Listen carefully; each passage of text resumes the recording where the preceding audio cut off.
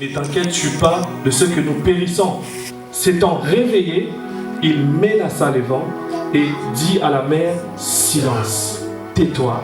Et le vent cessa et il eut un grand calme. Amen. Nous pouvons nous asseoir dans la présence de Dieu. Alors je veux rester dans la pensée qui est donnée depuis maintenant un mois dans cette maison. Nous parlons de la race des champions. Le pasteur a décortiqué plusieurs points. Il nous a parlé du fait de s'impliquer et il nous a aussi encouragé à s'appliquer dans le travail que nous faisons pour nous perfectionner. Il a parlé aussi des prix à payer. Et moi, il y a quelque chose qui m'a attiré dans le prix à payer. C'était lorsqu'il parlait du prix à payer, dans mon esprit, je voyais quelque chose que je peux parler, que je peux même appeler la prière. Lorsqu'il parlait du prix à payer, dans mon esprit, je voyais la prière. Et le Seigneur commençait déjà à m'enseigner sur la prière. Alors, ce message, je l'ai prêché l'année dernière. Mais lorsque j'étais en train de préparer ce message, j'avais l'impression que les choses que j'avais déjà dites, les choses que j'ai prêchées l'année dernière, j'avais loupé beaucoup de choses qui étaient importantes. Alors le Seigneur m'a enseigné encore d'autres choses qui étaient identiques ou des choses qui étaient réservées pour cette maison. Alors aujourd'hui ce message sera, comme je vous ai dit, un message prophétique qui va répondre à plusieurs questions des choses qui se sont passées ici et des choses que Dieu voudrait que nous puissions comprendre dans les jours qui arrivent. Alors nous lisons cette histoire, nous connaissons bien cette histoire. Jésus va prendre ses disciples, il va leur dire, passons de l'autre côté. Et lorsqu'ils arrivent de l'autre côté, en restant, avant même d'arriver, ils étaient dans la barque. Et tout d'un coup, il y a un tourbillon qui arrive et la barque commence à se remplir. Alors les disciples, avant même de réveiller Jésus, ils ont essayé de pouvoir trouver des moyens pour vider la barque. Ils ont fait des efforts. Et quand ils ont vu que la barque commençait à se remplir, et là ils ont dit, on va réveiller Jésus. Alors avant de commenter les textes, je voudrais vous donner le thème de mon message, c'est la prière qui produit des résultats. La prière qui produit des résultats. On prie beaucoup, on jeûne beaucoup, on passe des années, on passe des jours, il y en a même qui font des jours de 50 jours, des jeûnes de 50 jours, des jeûnes de 100 jours, mais lorsque nous regardons nos vies, il y a peu de résultats. Les gens nous voient aller à l'église. Les gens nous voient prier. Les gens nous voient comment nous nous consacrons au Seigneur. Mais lorsque nous regardons dans nos vies, il y a très peu de résultats. Et aujourd'hui, nous allons essayer de voir avec l'aide des Écritures pour savoir comment maintenant nous pouvons prier et avoir des résultats. Nous parlons de la race des champions. Nous avons dit que les champions, ils sont récompensés soit par des médailles ou soit par une couronne. Et ça, c'est des résultats qu'un champion peut avoir. Et cette année, nous allons être des champions de la prière. Nous n'allons pas seulement prier, mais nous allons toucher les résultats. Nous allons avoir des résultats qui seront concrets, palpables, que les hommes pourront témoigner de ce que notre Dieu est capable de faire. Et on a partagé le passage qui disait, nous sommes environnés des plus grands nombres de témoins. Les hommes qui attendent que nous puissions vivre la main de Dieu. Les hommes qui attendent que nous puissions avoir des résultats concrets. Nous sommes environnés autour de nous, la famille, les amis, le monde. Dans Romains 8, on dit, la nature attend avec un ardent désir la révélation des fils de Dieu. Ils attendent de voir des choses concrètes. Ils attendent de voir des choses qu'on peut toucher. Ils attendent des témoignages qui peuvent changer nos vies. Mais comment on peut maintenant prier avec des résultats? J'ai défini la prière qui produit des résultats plutôt. La prière qui produit des résultats est une prière faite avec conscience de la gravité de tes problèmes. La prière qui produit des résultats est une prière faite avec conscience de la gravité de tes problèmes. Vous savez, le problème de la prière, ce n'est pas la prière. Mais le vrai problème de la prière, c'est la conscience. Est-ce que je peux répéter ça? Le problème de la prière, ce n'est pas le fait de prier. Mais le vrai problème de la prière, c'est la conscience. Qui tu pries? Est-ce que tu es conscient de Dieu que tu pries? Est-ce que tu es conscient que c'est lui qui a créé le ciel et la terre? Est-ce que tu es conscient que c'est lui qui détient toutes choses entre ses mains? Est-ce que tu es conscient de ça? Sinon, tu prieras pendant des années. Sinon, tu passeras pendant des moments de jeûne. Sinon, tu peux même t'enfermer pendant 100 jours. Tu ressors. Mais si tu n'es pas conscient de celui qui a créé les cieux et la terre. C'est lui qui est ton Père et c'est lui qui a le pouvoir de tout te donner. Si tu n'es pas conscient de ces choses, tu vas prier, mais tu n'auras pas de résultats. Cette année, nous voulons être des champions, mais des champions dans la prière et des champions dans les résultats.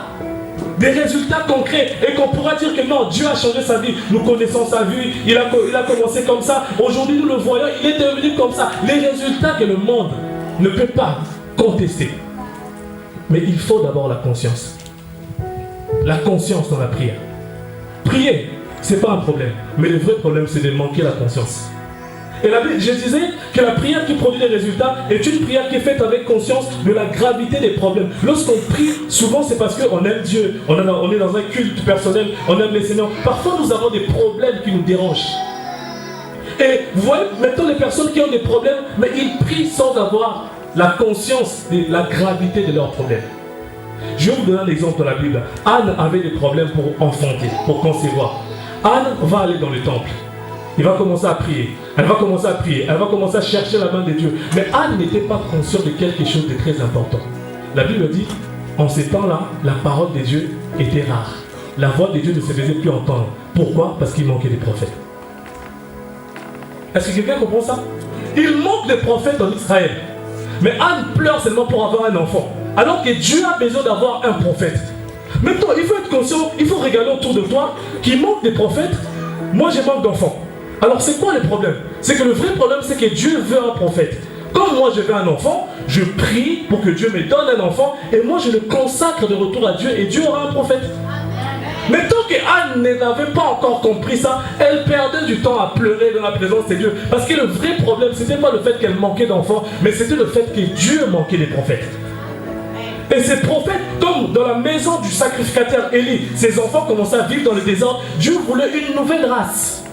Il voulait une race de prophètes qui marchent sur la sanctification, une race de prophètes qui vont avoir un cœur ouvert à Dieu. Mais ces prophètes devaient sortir des entrailles d'Anne. Mais Anne pleurait seulement par rapport à ses problèmes. Mais il ne pensait pas à ce que Dieu avait besoin des prophètes. Conscience. Est-ce que je prie? D'accord. Cette situation est grave.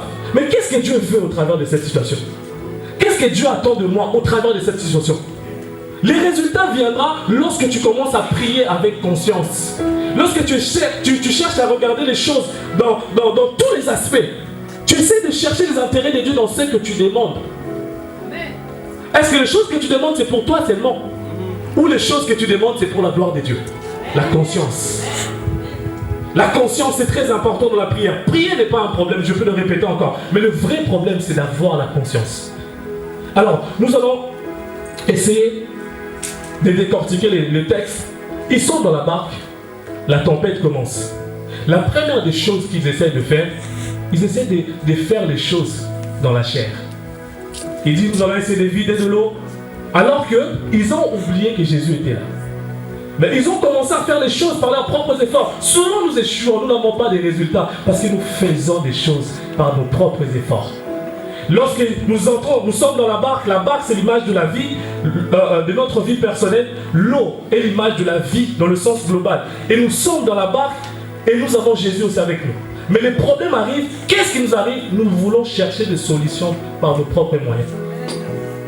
Et nous essayons de faire par nos propres moyens. Et nous essayons de sortir l'eau. L'eau, c'est l'image des problèmes. Vous savez, nous sommes dans la barque. L'eau, c'est la vie. Nous-mêmes, la barque, c'est notre propre vie. Mais lorsque la tempête secoue l'eau, et l'eau qui rentre là devient des problèmes, devient un danger.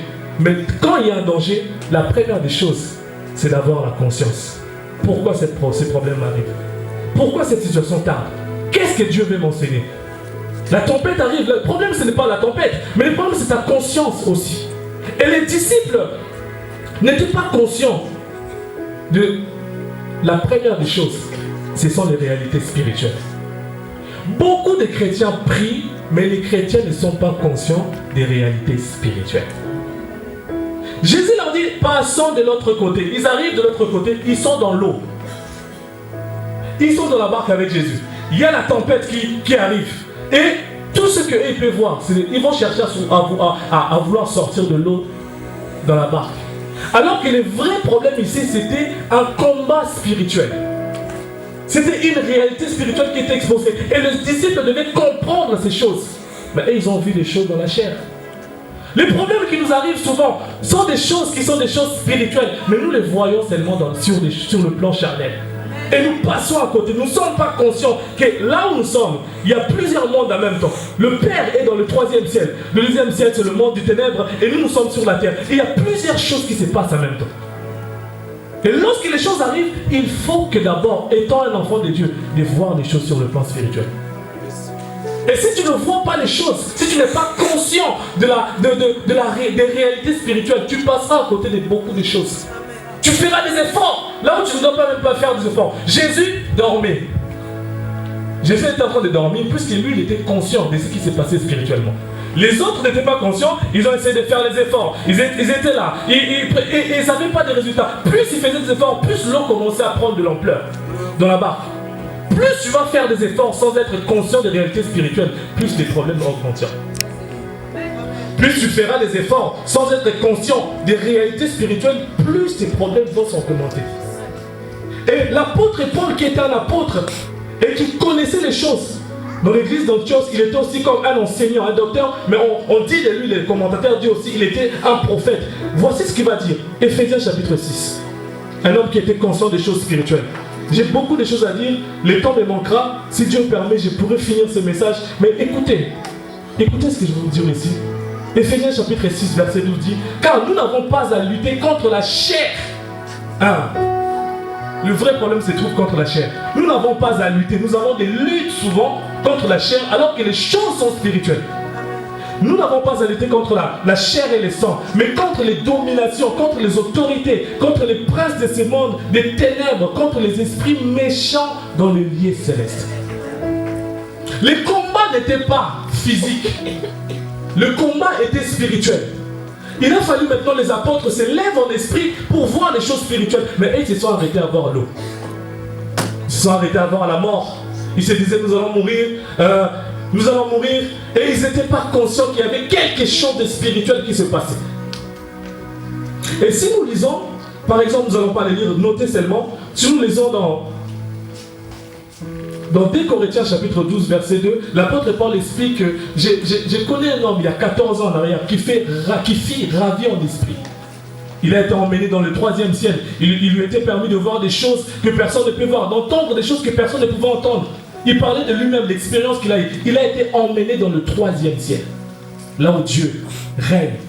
Et si nous lisons dans Genèse, je vais expliquer ça, quelque chose de très important par rapport aux réalités spirituelles.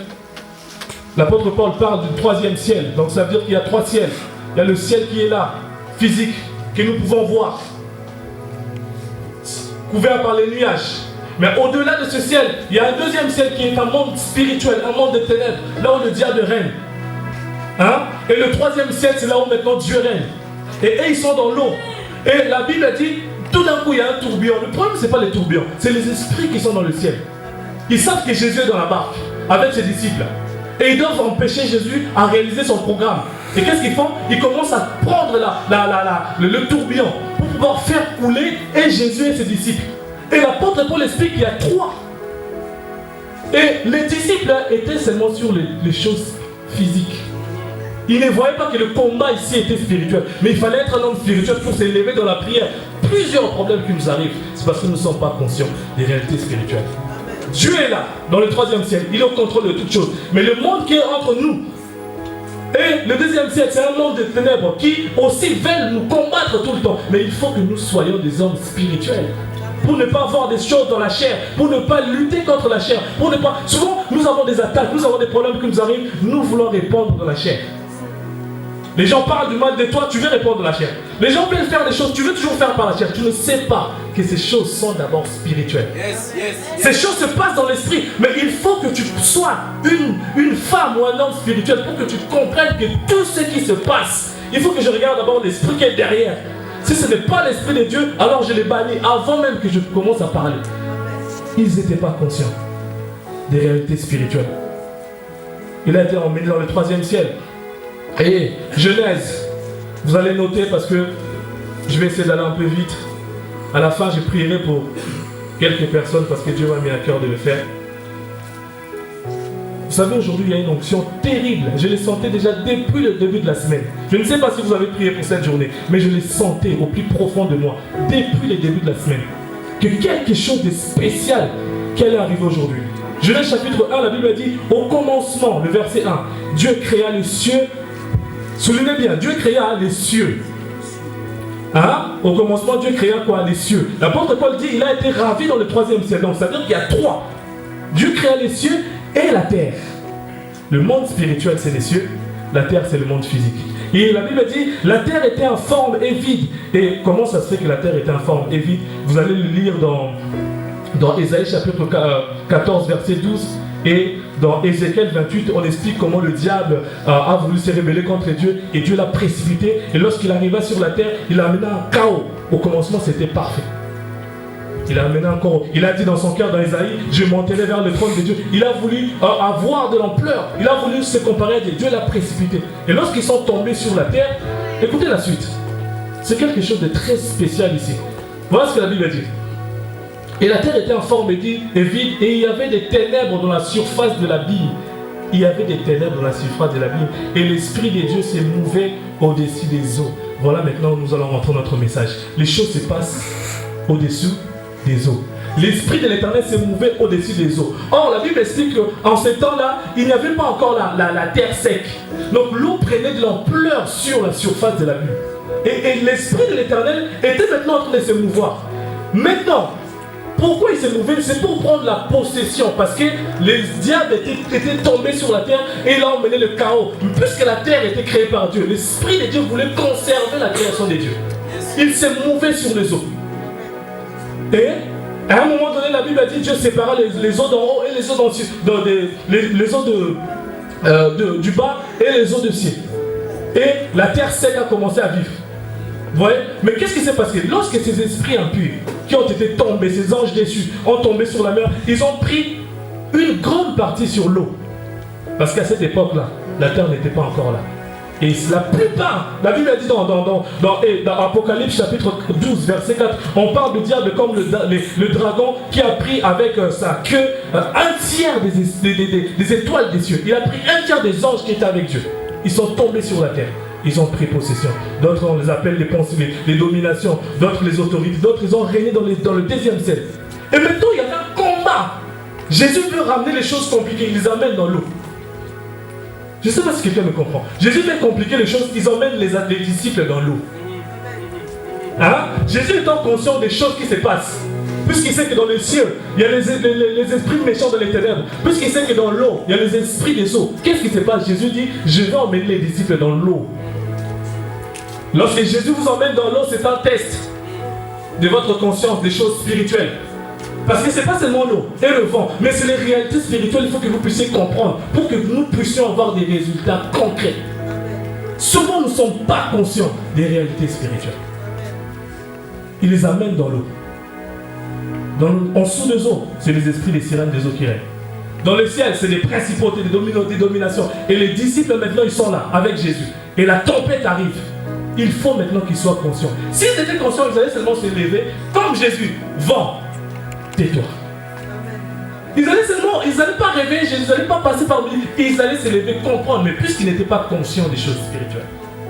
Beaucoup de combats, des problèmes qui nous arrivent, mes frères, ce sont des choses d'abord spirituelles.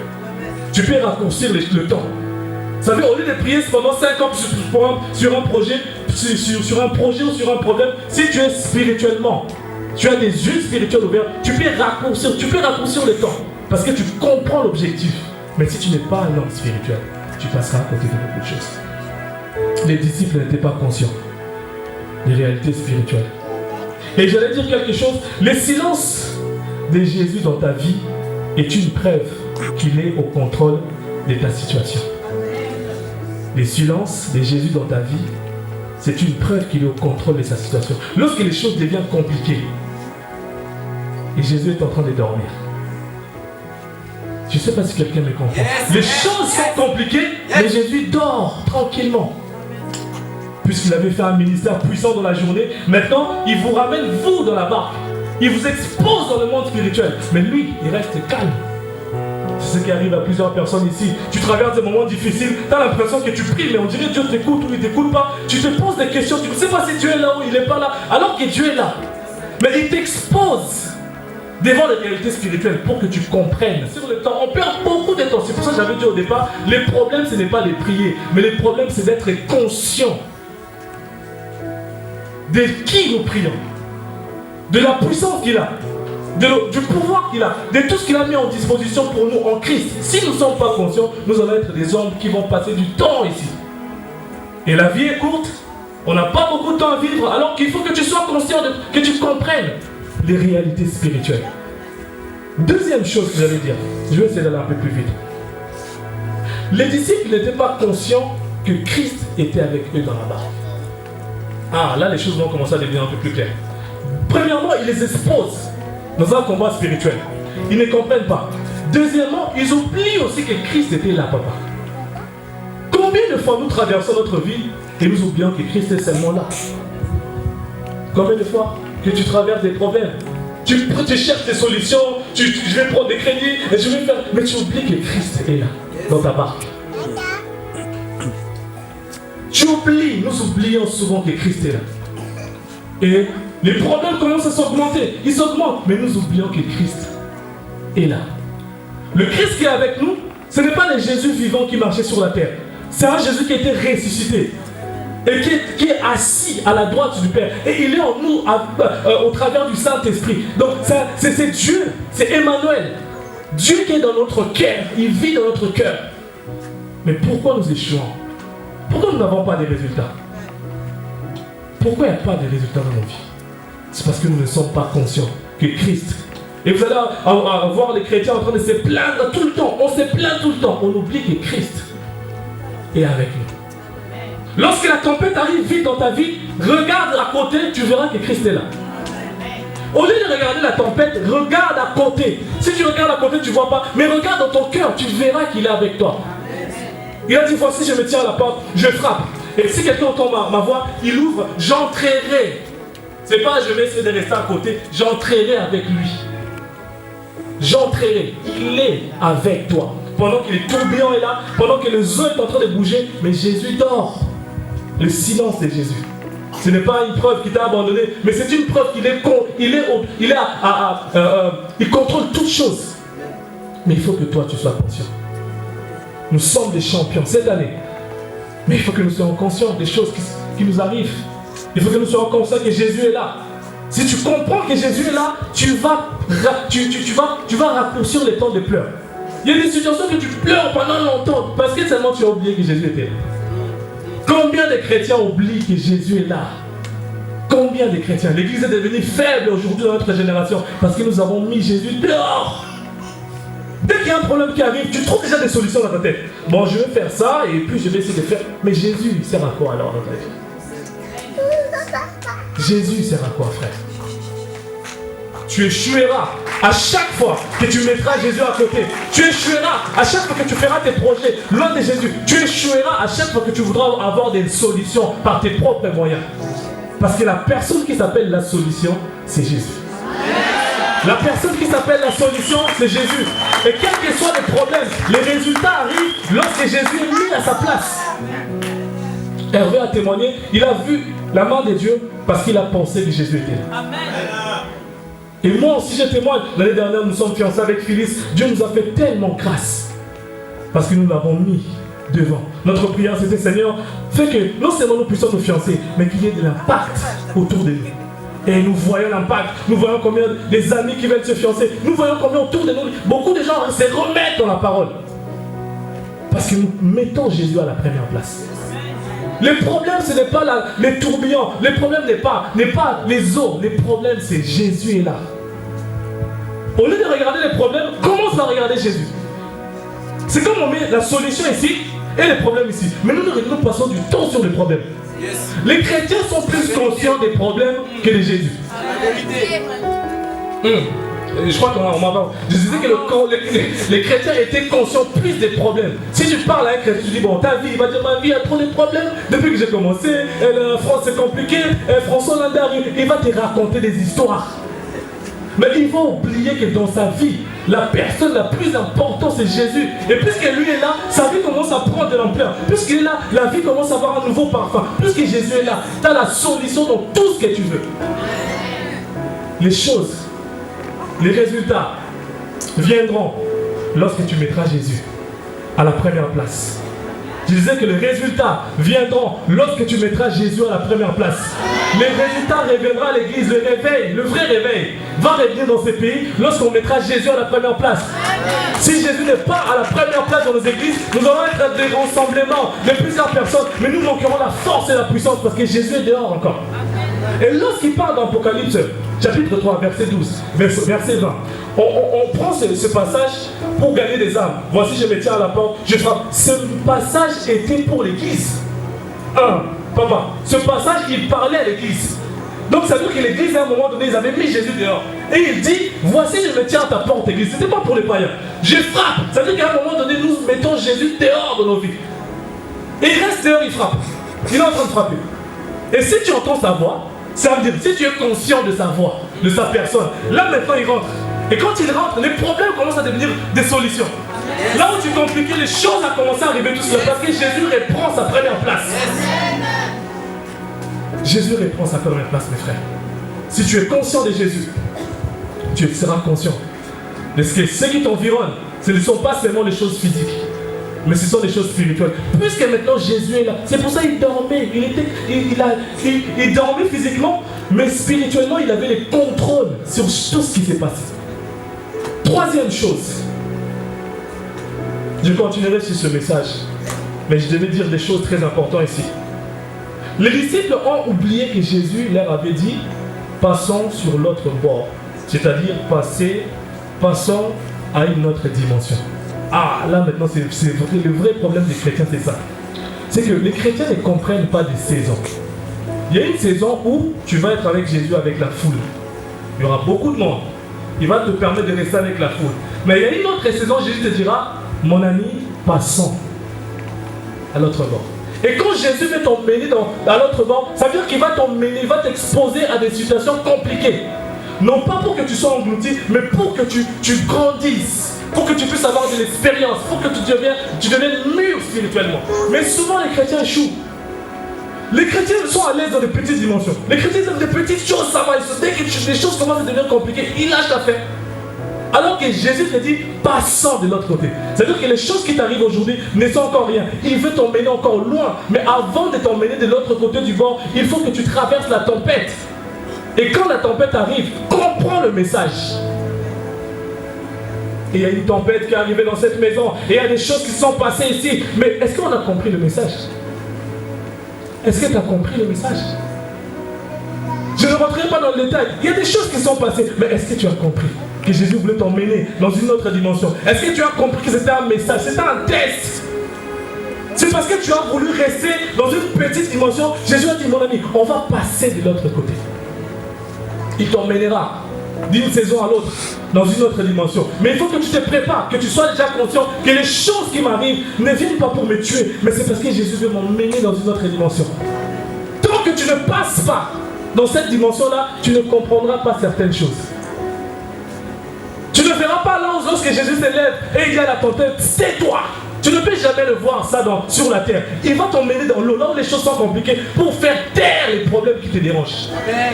Je répète, il t'emmènera dans l'eau, là où les choses sont compliquées, pour faire taire les problèmes qui te dérangent. Mais il faut que tu sois conscient que nous sommes en train de changer de dimension. Il faut que nous soyons conscients que cette année c'est une année nouvelle. Il y a des grandes choses qui arrivent. Dieu veut nous emmener loin. Mais il faut que nous soyons conscients. Cela veut dire quoi? Dieu nous emmènera loin. Mais les problèmes viendront. Dieu veut nous faire des grandes choses. C'est comme on dit, Dieu fera des grandes choses. Dieu nous met attendant à ce que les choses soient compliquées pour que Dieu fasse des grandes choses. Mais comment vous voulez que Dieu fasse des grandes choses si les choses ne sont pas compliquées? Des fois je suis en colère contre l'église de ma génération. Je ne comprends pas. On prie Dieu. Maintenant Dieu envoie des problèmes et on est en train de pleurer. Comment tu veux voir la main de Dieu si les problèmes ne sont pas compliqués? Si c'est un problème de 5 000 euros, tu vas dire je prends un crédit, tout ça, ça va. Mais si tu commences à avoir des problèmes de 20 000 euros, de 30 000 euros, de 50 000 euros, de 100 000 euros, de 200 000 euros, soit tu as la foi, tu vois Jésus s'élever dans ta vie. Il arrête tes problèmes. Soit tu essaies de faire par ta propre solution, tu vas vivre une vie de complications. Parce que tu n'as pas compris que Jésus t'a emmené dans une autre dimension. Les disciples n'étaient pas conscients de ce que Jésus leur a dit, passons de l'autre côté. Nous sommes rentrés dans l'année 2015. Nous sommes la race des champions. Nous devons comprendre que c'est une autre dimension. Chaque année, une nouvelle dimension. Yes. L'année dernière, tu priais 1 heure, 2 heures, 2 heures. Maintenant, sois conscient. Je ne te demande pas de prier pendant 3 heures. Je te demande d'abord d'être conscient de ce que tu fais. Si tu comprends ça, là, tu vas passer rapidement dans une autre dimension. Parce que Jésus veut te faire grandir. Jésus veut te donner la force. Jésus veut t'apprendre beaucoup de choses. Il y a tellement de choses que Jésus aimerait t'apprendre. Mais c'est parce que tu es resté encore dans une petite dimension. Tu n'es même pas capable de voir les choses spirituelles. Lorsqu'on est dans cette salle-là, plus on va voir seulement des hommes. Mais ceux qui ont des yeux spirituels ouverts, verront les anges, verront les saints, verront Jésus plutôt, ils verront des choses. Parce que Dieu veut t'emmener dans une autre dimension. Les disciples n'ont pas compris ces choses. Et la quatrième des choses, avant de terminer. Les disciples ont oublié qu'avant de passer sur l'autre bord, Jésus a envoyé la foule. Voilà maintenant là où j'arrive à la mi-part. Lorsque j'ai reçu ces choses, je me suis dit, mais ici, quand je vais arriver ici, ça va être compliqué. Il s'est passé des choses. Je vais descendre. Je vais essayer d'expliquer certaines choses avant d'arrêter. Il s'est passé des choses dans cette maison. Je n'étais pas là, mais je suis très informé et j'ai prié le Seigneur pour que le Seigneur m'élève.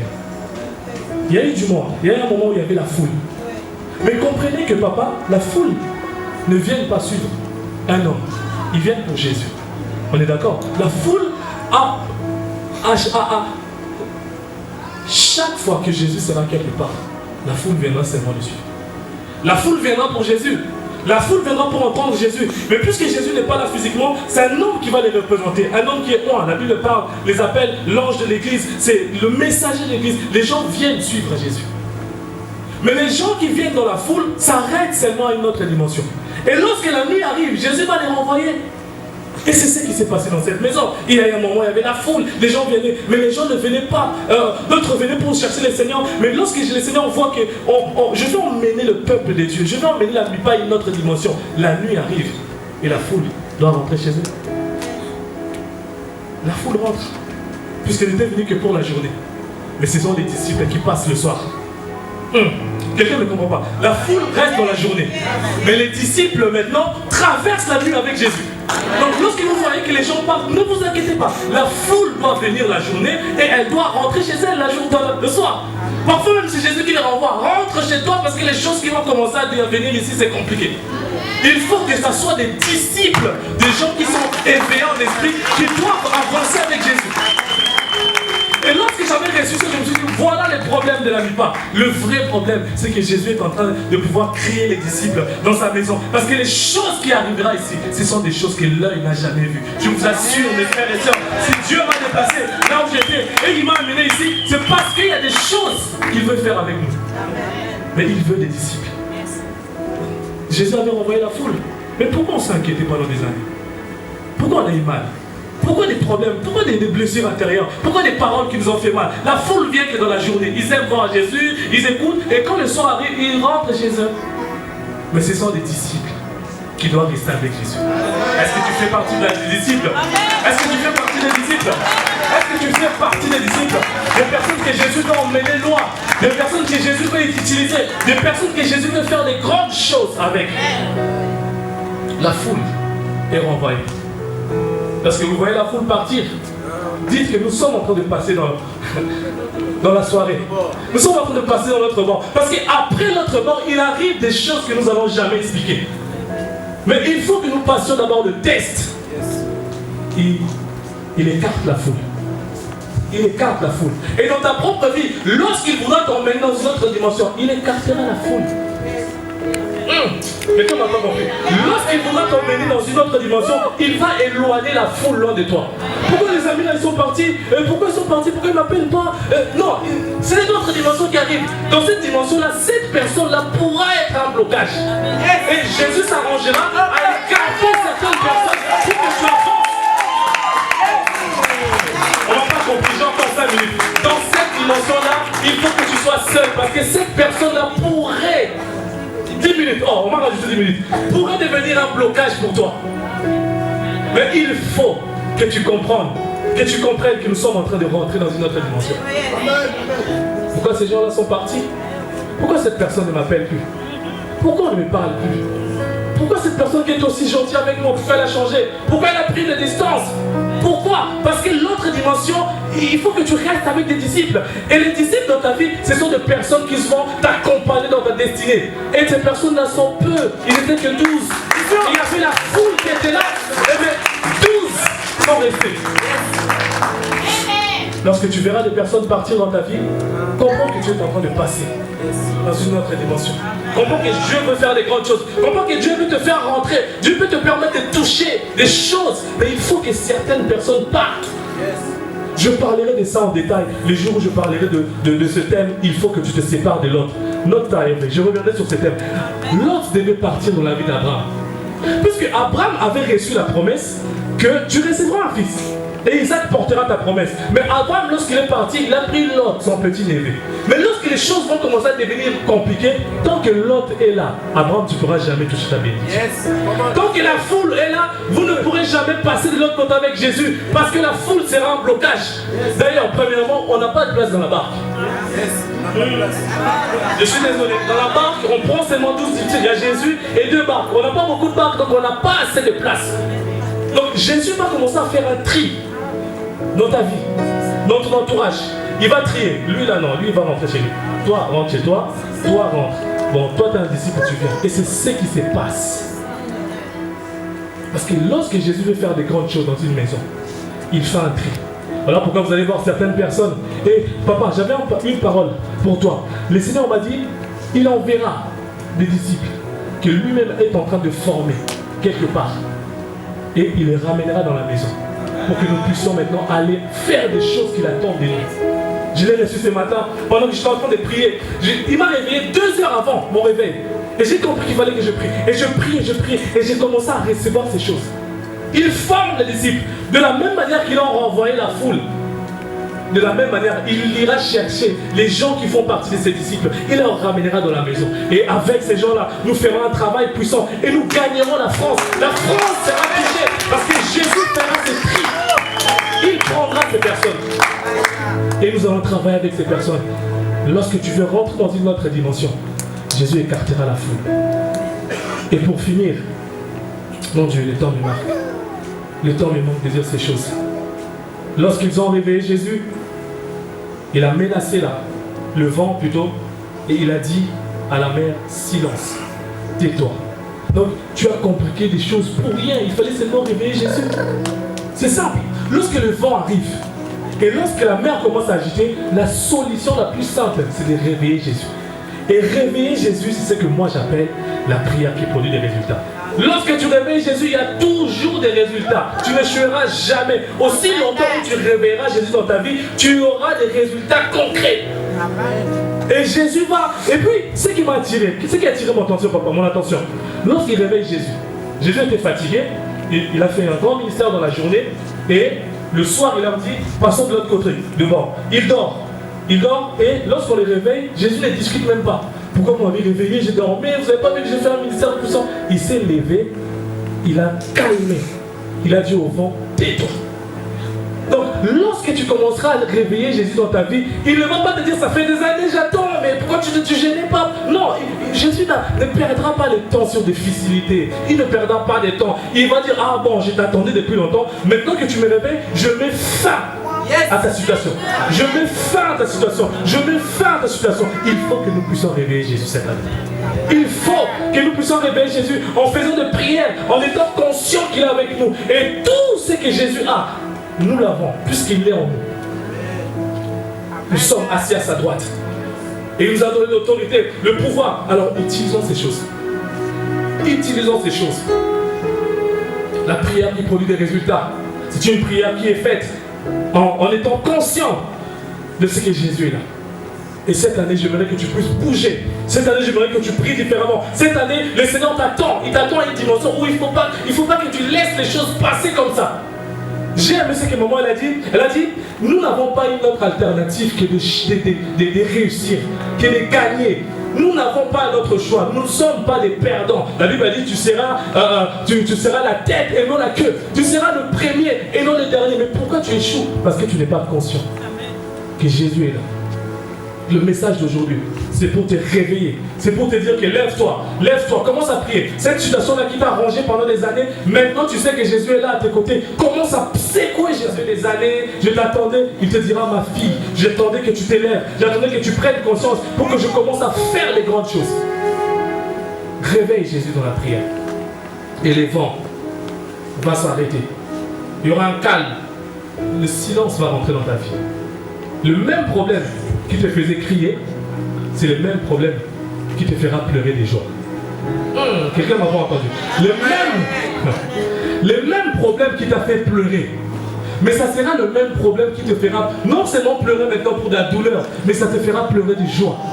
C'est le même problème. On pleure, mais on pleure pour les résultats différents. Tu pleurais pour ces problèmes-là, mais lorsque Jésus va te consoler, tu vas encore pleurer. Mais cette fois-ci, tu pleureras parce que Jésus t'aurait consolé. Il t'aura donné la réponse. Il t'aura consolé. Et tu verras, et ta vie deviendra un témoignage. Lorsque Jésus retrouve sa place à l'église, il y a un réveil qui arrive. Lorsque Jésus est placé au centre de l'église, les âmes sont sauvées. Lorsque Jésus est là, les choses changent. Nos vies deviennent des témoignages. Nos vies deviennent des signes. Merci Seigneur Jésus-Christ. Mettez Jésus à la première place et que Jésus soit au centre de notre vie. Et lèvons-nous dans la prière cette année et nous verrons des résultats. Que Dieu vous bénisse. C'est votre frère Timothée. Soyez bénis.